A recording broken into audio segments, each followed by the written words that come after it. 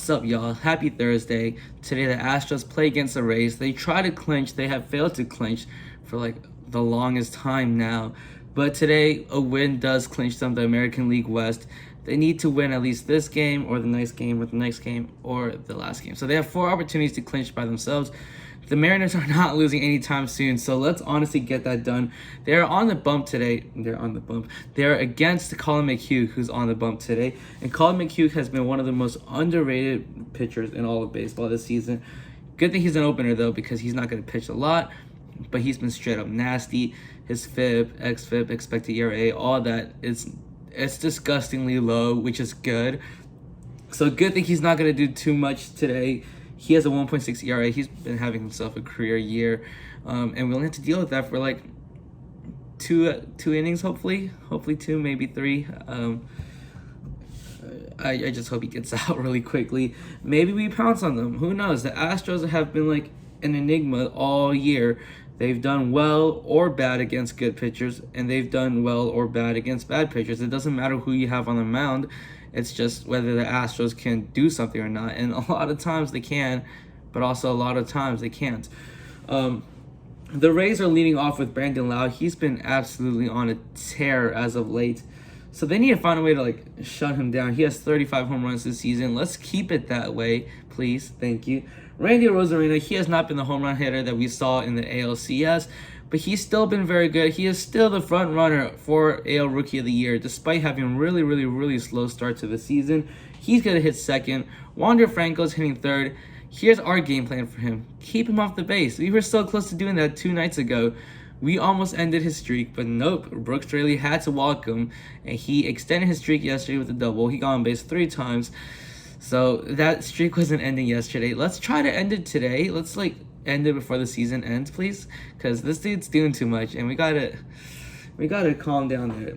Nelson Cruz, the former Twins hitter, current Ray, is hitting cleanup, obviously, because he's just a big power guy.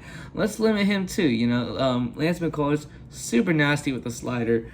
Let's try to see if Lance McCullers could kind of shut him down. Nelson Cruz has had a 255 expected slugging against Lance. That's not very high. In fact, the best hitter against Lance has been either Randy or Mike Zunino. Mike Zunino has a 695 expected slugging. Randy has a 922 expected slugging, but he's only had 5 at-bats. Zunino has definitely dominated against Lance McCullers.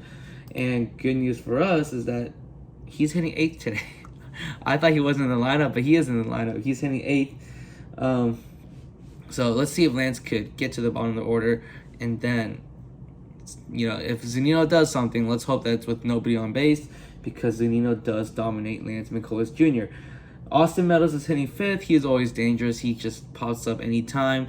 This is not a bad Rays lineup at all. In fact, they scored more runs than the Astros, and the Astros are the best offense in baseball. So this is a very dangerous lineup regardless. A very underrated lineup too. Just not as good as the Astros lineup, but still a very good lineup regardless. Manuel Margo is hitting 6th. He's not having himself the best year offensively, but he has been killing it on the field. He is one of baseball's best defenders. So let's see what we could do with him too. Ji-Man Choi, he's off a pretty great game. He had a 3-run home run last night. Again, he's also one of those people who's super dangerous. Lance McCullers, he's known for facing a lot of lefties because apparently lefties do better against them. I don't know the stats to back it up, but Ji-Man Choi is dangerous against us, and he's dangerous against righties, I would assume. But he has not been doing pretty well against Lance McCullers. He has a 108 expected slugging against Lance McCullers in 7 at-bats. Let's see if Lance McCullers can ride that off. The Rays have 3 hitters with an expected slugging above 500 against Lance McCullers. So, that's not too bad. Let's just hope that he could carry it. Those 3 people who have an expected slugging above 500 also have an expected slugging above 600. So it's not like they're barely hitting that 500 plateau. They're doing great against Lance McCullers. So he needs to shut down Randy Yandy Diaz, who's not playing. He's hurt. And Mike Zunino. And then lastly, Joey Wendell. He hits the ball pretty hard, to be honest. He's also a great defender. He's going to hit last for the Rays. He's hitting 271 and with 11 home runs this year. And for the Houston Astros, they're going to face the old colleague Colin Mchugh. Jose Altuve is leading off as usual. He has an expected slugging of 469 against Yarbrough. I'm not going to have the stats against Colin Mchugh because I'm assuming that Yarbrough is going to pitch bulk because that's what they said. So, each Astro probably have like one at bat against Colin Mchugh, so we could basically ignore that one at bat. Everyone gets one at bat of slack in every game. And then following Jose Altuve, Alex Bregman, he's hitting at a 630 expected slugging against Ryan Yarbrough. That's really good. And then Euron Alvarez is next. Jordan's faced Yarbrough 7 times, surprisingly. That's actually one of the higher ends for the Houston Astros. He has an expected slugging of 662 against Ryan Yarbrough.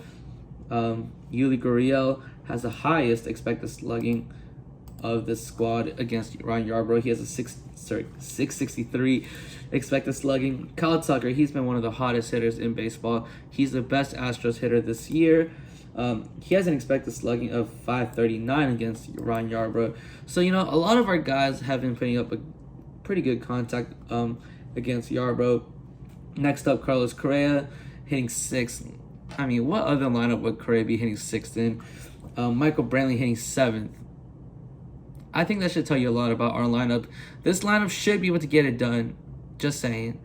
It has not gotten it done yesterday. It kind of didn't really get it done on Tuesday, but we got lucky, and we'll take it. We need to get lucky at this time of the year. So this lineup is more than capable of beating the Rays, and it did beat the Rays 2 nights ago, but we need a clinch. Like, I'm starting to get a little worried. I still think we're going to win the division, but if we're playing like this in October, we're not going anywhere. We're not going past the ALDS. So the Astros need to show the world tonight that they're still a playoff team, and they're not just, they didn't lose it. They still got it, and they will bring it in October. Jake Myers finally gets a start. This dude, I don't know why Dusty keeps starting Siri. Jake Myers is in a 5 for 40 slump, I think. So he's not doing too well as of late, but you can't get out of slumps if you're not playing. So he's finally getting some time. We'll see what he does tonight. Martin Maldonado is playing behind the dish. That's great to see because Machete got hurt last night after making that diving play. Beautiful diving play, might I add. So it's good to see Machete back in the lineup and not Jason Castro, even though, they're both okay at hitting. But I really love Machete's defense. It's elite and underrated, in my opinion. So we'll get that back tonight. And with our lineup, with Brantley hitting at 7th, you could pick up Machete. You don't need a great bat in all 9 slots. You don't have a great bat at the 9th spot, but you have a great glove at the 9th spot, and that's all we really need. Ryan Yarbrough this year has a 124 ERA minus. That's not very good. He has a 453 expected earned run average, 443 skill interactive ERA, 442 FIP, 457 xFIP. He's not the best of pitchers, but again, when it comes to the Houston Astros, it does not matter who you have on the mound. If you put a scrub pitcher, he'll probably dominate us or not. If you put a star pitcher, he probably won't dominate us, or he will. With Lance Lynn, we rocked Lance Lynn. Rodon has not been the greatest. He's been pretty good, but he's dominated us. Casey Mize, he's not been, incredible, except when he plays against the Astros. He's been incredible then. Ray Blackburn, he has not been the best at all, but he almost shut us out in Sunday's game. Michael Wacha, not the best pitcher, threw like 5 2/3 no-hit innings against us. And then who was it yesterday? I don't even want to remember. Rasmussen, he threw like 5 no-hit perfect innings actually against us, I'm pretty sure, or 4. I don't know. Regardless, who they put on the mound does not matter. Tonight the Astros need to show that they are a playoff team again, even though they're almost gonna clinch. Like, we know they have the ability, But they need to bring that out, and hopefully tonight, that's what we can do. And let's just clinch. Honestly, I need us to clinch. I'm a classic.